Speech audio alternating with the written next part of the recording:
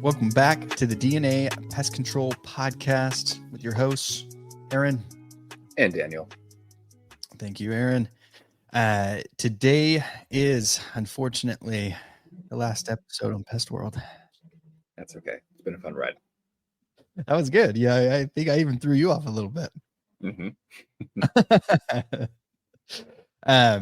So day 3, Pest World, last day, Friday.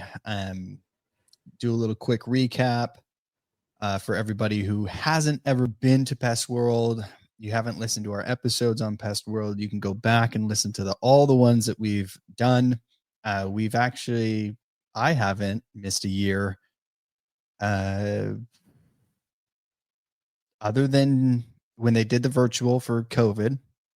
Ooh. I didn't do that because they wanted to screw everybody and charge the same price for a virtual conference. I didn't do that one. And then besides that, we only skipped, I think there was 2 in the middle from when we first went in Washington. Mm-hmm. Besides that, I haven't missed one. I've been to all of them, and I think you have too. Yeah, 3 for 3 since I've been here in the industry. Yeah. So that's perfect. Good content, good things. They do classes. They have an expo. They have all the new equipment that comes out.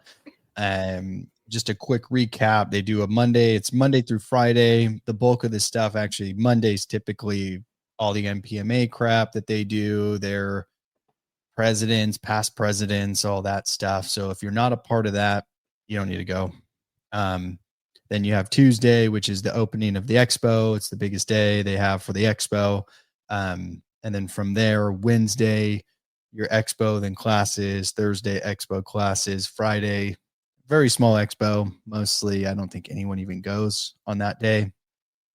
They're probably recovering from, drinking too much the prior night. It's like every expo.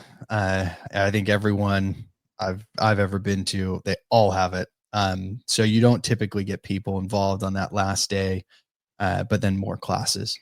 And for us, it was all heavy classes on the last 2 days. It says day 3, but it's day 3 for us. It was actually technically day 5 in Pest World. True. But it was a heavy class day. So I think this episode may be a little bit shorter than the other episodes, but we'll just jump right into the classes. So what was your class? First class of the day? The first class is the one we actually did together, which is a software company that we're going to implement on the business side, which we talked a little bit about it on not the last episode, but the previous one. But it was creating proposals that close more deals and take minutes to put together by Smarter Launch. So This is a class that Danny and I took together. We actually found this opportunity from a networking event from Gary from Cinch. So thanks, Gary, for listening. Yep. But we ended up just talking to this guy, and he has a software system. And, we'll dive more into it maybe in a further episode or kind of in the class itself. But it's basically a way that we're going to increase revenue on the estimate, the rodent side, the specialty treatment side pretty drastically and right away, Yeah, Smarter Launch. They did. We did dive in quite a bit about what it looks like on the past episode. So maybe I won't jump too much into that, but essentially it helps your guys if they're doing any sales. And it's not your typical sales platform, right? It's not your door-to-door platform. That's not what that is. It's really giving structure to what it looks like. Is essentially we're going out and doing a service. We'll do AC, heating and air, because actually the company that we used for a job, they had this same type of style where they could offer every line item. Here's your insulation. Here's your new duct work. Here's if you wanted us to do something special, a spray on, whatever, and they lined it up so you had your options on everything, like a dealership. Like the dealership. Yeah, I gave that out there too. Yeah, I give that example. It's just to cover it. It's just to make sure that your guys, it's making it dummy proof, making it super simple, right? And they just went in and talked about really what that's done and how that's really amped up a lot of the other pest control businesses that have already been using it. And kind of some of the other software that ties in with it, because they already link with quite a few different software companies. Correct. They're already integrated with field routes. Mhm. And the cool thing is, we talked about on one of the last episodes that you get your huge companies like MGK, Field Routes, whoever's BASF, where they have a booth and they have a class. This year, what was really cool is a lot of these, smaller entities like, Pest Posse and Smarter Launch, not only did they have a booth explaining what happened, they actually had a class. So the cool thing is a lot of people in that class had stopped by the booth and talked to, I mean, we talked to Bryson, he was great about it, but they may have talked to a number of sales reps. So everybody in there was essentially getting a second demo, Yeah. And they just went in further into what the demo. Yeah. And it really was a demo class, actually, now that you say it. I mean, that's Yeah. literally what it was, is it wasn't, Smart. it wasn't them trying to necessarily push the product. I mean, demos are that way, but it wasn't a whole sales push. The idea was, hey, this is what we do. This is how it works. This is who it integrates with. Also, they integrate with another finance company. So if people can't pay that, they can do the 3-minute application and get the funds provided right then and there. So there's so many little things, but this is, what we talk about even on day 2 of Pest World. This is the importance of going and expanding your knowledge, right? Go and learn something. How would anybody ever know about this unless it was put out on a platform like this and somebody's listening, or you're actually going, So, Smarter Launch was a good one. That was actually another really good one. And yeah, we didn't walk out of that one early. No, we didn't. We stayed the whole time. So that's good. That was a full class. But did I miss something on the Smarter Launch? Anything else we wanted to add on that? No, we dove pretty deep into it. That was just the class that we took together. That was the first class of the day that we took. Because, maybe a little bit before that, when we got into the expo, because that class was from 1 to 2. I think we got in the expo maybe 11 or 12. We kind of trickled in after a late morning, and the expo was already destroyed. Like there were booths coming out, people leaving, everyone was getting back on their plane. So it's kind of interesting to see that Friday is kind of like a closing day, but there were still really good classes, which that was one of them. Yeah. What was your second class? Second class is probably my favorite class of this Pest World. So it was understanding the ins and out of bat management. Okay. So this class was put on by a guy, Brent Scott. He's the owner operator of Mainline Bat Guy, and he's on the East Coast dealing with different kinds of bats. Here in California, specifically Sacramento area, up the hill, we do have a little bit of a bat issue. Certain comes in different waves, it comes in different frequencies, whether it's businesses or homes. But the awesome thing is he really broke it down for somebody who's never really been into bat management, or for at least where we sit on the pest control side. We do a little bit of an exclusion and we do some follow-ups, but we really haven't dove deep into understanding kind of what it really means to manage bats, which this class was phenomenal. So one of the few things that I took, and I'll kind of try to shorten it because there's so much content, but he went over like the different exclusion materials, what to do and what not to do, the customer communication, the actual materials using in these exclusion points. Where is it going to cause a fire hazard or a safety hazard? Or is it actually going to work? Something I really appreciated about it is he said right when we got in, he was like, if you guys are using foam, initially without any other exclusion, any other tools, without doing the blanketed netting or the bat cones, he said, you guys are killing the bats. And it was just like kind of a silence over the room, because it was like everybody was looking at each other like, I'm kind of using foam in here, and for at least what we do on the pest control side of the business is, when we inspect a home that has bat issues, we're looking where they're getting in, where they're getting out. We attach a bat cone on there and we exclude all the other entry points, so that way they can funnel out. After a few days, we actually seal up that place permanently, making sure that we don't trap anything in there so it dies. But the cool thing is he was actually giving us tips on like what to do if it's poorly built, like brick concrete, or like a brick fireplace going up to the roof where it doesn't meet the eave joint properly, or certain eave pockets, what materials he's used that he's liked. Because for those of you who have done bat management and a lot of wildlife work, there were tons of slides and information on the layered like fabric mesh.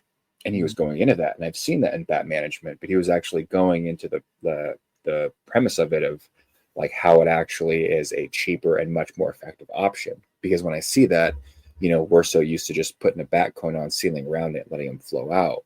But now it kind of opened my eyes to say, hey, on some of these like apartments or commercial buildings, when you have tons of bat issues, like we got to get creative to actually get rid of it, and not just seal it up and trap them in there or kill them, because they're protected, but actually do it in a proper way that's going to resolve the issue quickly. And not only that, but being able to explain it to the customer too, because when I was first getting into bat work, I knew that it was like, hey, bats are in that eave pocket, they're getting in here, we can put them out, and that was basically the extent of my knowledge on it. But sitting in this class, it kind of opened my eyes on how to actually like understand what bats are looking for, what bats do, how to exclude them, how to do the follow-up, even do recurring services on that for follow-up. So a lot of great information on that one. No, that's awesome, because I can even go back to an older guy that was doing a lot of bat stuff up the hill. And how they would do the bat work was essentially they would get up into an attic, spray something really stinky to flush them out. To flush them out. And most of the time it was just pesticides. Actually, it wasn't even anything good. So they were probably killing thousands and thousands of bats. And that's if you flush all of them out, because how do you get into some of these attics and all those spaces? I mean, they may not even been able to do that, and they're just killing everything. So it's cool to see what we've evolved to, and even hearing that now, excuse me, and that guy putting all that information out there. Yeah. Like, hey, this is how you properly do it with reducing the amount of, bats that you're killing, because bats are actually really good. They are. And that's why they're protected in California. They keep the insect population down, especially mosquitoes. They're doing so much good. Even their, the droppings, the back, it's super good for plants. And everything. So, killing them isn't really the best way in some of those species, but it's just cool to hear that and actually like, hey, this is the best way to do it. But once back, knowledge, you got to get that out there. Because if you're just going up to an attic and trying to flush them out, you're going to kill a lot of stuff. No, exactly. And it was cool because even people who have done bat work for a while and people who are just getting into it, he really laid it out like in a 4-step process. It was like inspection and estimation. It's like you can't do it over the phone. You actually have to get some pictures, whether you have a drone or you have a boom lift or a ladder. So inspection, communication with the client, exclusion. And then the fourth thing, which I really appreciated, he was like, you have to include a feces remediation in your bid, for bats. It's not like a one and done thing. He was like, you must include it with the exclusion, and I can't remember a lot of the specifics on why, other than, just the bat guano. And especially, he showed us these like nightmare situations with like a mountain of bat droppings in an attic and the fire hazards at places, especially if you don't use the right material to back it. And I was like, that's like a no-brainer, but nobody talks about it. Well, I can put in a little input on the bat guano. Bat guano is actually very unhealthy for us. Okay. So there can be a lot of bacteria and viruses and things like that. So I don't know the specifics of what we can get from it, but if you're breathing that in, it is actually terrible for you. It's not good in that sense. So the bat management side and getting them out of an attic is really good for the people who are living in that house, because of all the bat guano that could be building up in their attic. Not only the fire hazard side, but just the bacteria and everything else. It's not like rodent droppings. If it's just a roof rat, whatever, you get allergies and that's it, right? Mm-hmm. That's like the most that you can get from some of those. And then the most extreme from rodents is the hantavirus. That's so really extreme. And that's that's like the extreme side of it. And that's in rare cases, at least where we're at. Mm-hmm. Where bats can have a lot more, and there's more to it on the health side of things. I know that. Just closing comments. The cool thing about it is, one other thing he brought up was, when you're doing these estimates, like even with rodent estimates and other stuff, it's very apparent when there is a contractor deficiency. It's Mm. like when an eave pocket's very poorly built or there's a huge gap. And he actually, which I appreciated, he went into the side of it on the sales side, which I agree with. I've never done before. It's I never shit on anybody's other work. I just talk about what we can do to fix it. Yeah. And he said that's what you have to focus on in these situations, because you can go up in these eave pockets and see it's like literally it's like this wide, like all the way down 6 feet, and you see tons of sebum, you see tons of droppings, and customers are asking you, we're like, well, why the hell was it built that way? And you have to be honest, but at the same time, you don't have to just trash the contractor or the home builder. It's like, look, sometimes when these homes are being built, there are gaps that are still there. But the great thing is once we do this exclusion and then we do the follow-up and get the droppings out, you're not going to have an issue anymore. So it was cool. He kind of took it from the actual bat exclusion, identification, inspection side, all the way down to like the sales and explain to the customer and the follow-up. So like I said, best class I took this Pest World. So I really appreciate it. That's awesome. Yeah. Yeah, for mine, I can't talk. I'll actually squash. I'll put my two classes together because I don't have a ton of input on them. One of them was hire every day. And the concept behind it is you want to always look for the best talent possible. Mm-hmm. And you don't want to turn that talent away just because you're not technically hiring right now. So and that's kind of the gist of the whole class. He went more into it, essentially hiring. The only problem that I had with it is, for anybody who's in a younger company, smaller company, be careful because you can't overhire or you eat all your profits and then you can't do anything, or you start to go into the negative and you start, but if you find someone that's better and you can replace somebody, that's what you need to do when you're hiring. And so keep that in mind when someone says hire every day, or, it's a lot easier when you're pulling in, tens of millions of dollars. Sure. And you can bring on a tech and 50,000 isn't going to kill you, right? It's not hurting you in any way. It doesn't affect that bottom line, greatly. So, that's what I pulled from it is you got to keep your eyes and ears open. Obviously look for the best people for the best position. And if you find someone better, it's hard, it's difficult sometimes, but you need to let people go to bring in that better talent to get you to the next level. 100%. The one after, yeah. The one after that was HR compliance. It was cool. It talked about pregnant women, which was perfect because we have one right now. Well, not anymore. She had her baby. But it went into the laws and everything behind that. And then it jumped into a whole nother state, which I was like, cool. We're talking about, and I wish I knew what state, like South Carolina or something weird. It had nothing to do with even Denver, which I would have been like, hey, it makes more sense if you were in Denver and you talked about the HR compliance here, or just talk federally on HR compliance. That would have been nice. Yeah. So I ended up leaving that class early, and I did other things. But it wasn't bad. It wasn't a terrible one. It just, as it got deeper into the class, they kind of veered to different states that we're not a part of. And so it made no sense to be there. But what they were talking about was good information, and especially talking about pregnant women and what you can do and what you should do, and the things there with HR. It was good on that side. Yeah. Hey, what was yours? What was your last one? That class was. Oh, was that? Did you? That was my last one. Yeah. We had Smarter Lunch. I had bat management, and that was it. You didn't have a third class? Nope, not on Friday. Oh, weird. Okay.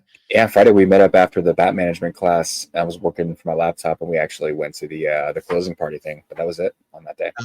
Okay, cool. Well, then let's talk a little bit about that. So Pest World, every Pest World, they have a closing out party at the end after all the classes are done, depending on where the venue's at. This one was actually pretty cool. I'll give it to them. I agree. Yeah, MGK did a really good job. They put it all on. They had like a big bar thing in the middle. They had hors d'oeuvres, and they had, waiters, waitresses walking around. It's like the movies, like what you see in the movies. They were handing out all these little snacks here and there. They had like a whole hoodie, or not hoodie, beanies and hats station, Mhm. and you can go get free swag. They had cups there too that you could get. So it was a pretty cool party. They had a band as well. I don't know what they were singing, but it was cool. Yeah. They were yodeling. Yeah. Well, if you went, you will understand the joke. If you didn't go, you're not going to know what we're talking about. She was singing some language. I don't know what it was, but it was interesting. I will say the party was really cool. I had a lot of fun. So what they did is they, like Daniel said, they had like a bar in the middle. There was all four sides that you can walk up to. And then they had like 6 little like mini bars like around. And then in between all of this, they had like all these waiters, waitresses walking around with just plates of just like sandwiches and food. And you have like vendors from MGK walking up and giving like extra drink coupons. They're giving out like extra merch. They're trying to connect, so it was really cool too, because Daniel and I had a couple people approach us. We had this one operator of a termite company.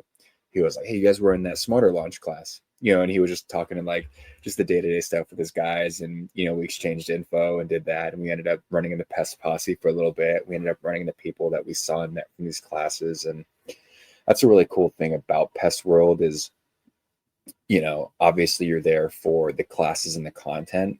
But like we were saying last episode, the connections and the networking you actually make is so crucial and so valuable, especially if you're trying to do what we're doing, like grow this exponentially, like for many, many years, because you just get so many tips and resources that you wouldn't have had before if you didn't put yourself out there. So I had a great time.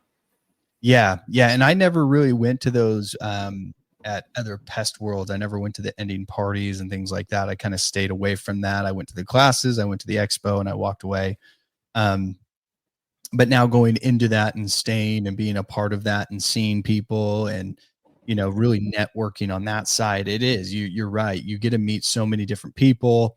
They're throwing out different stuff, especially once those drinks are flowing, people start opening up even more and giving out probably too much information, which I'm okay with. I'll take it. 100% every day. I'll pick their brain, I'll let them give me all their secrets. Hey, that's totally fine.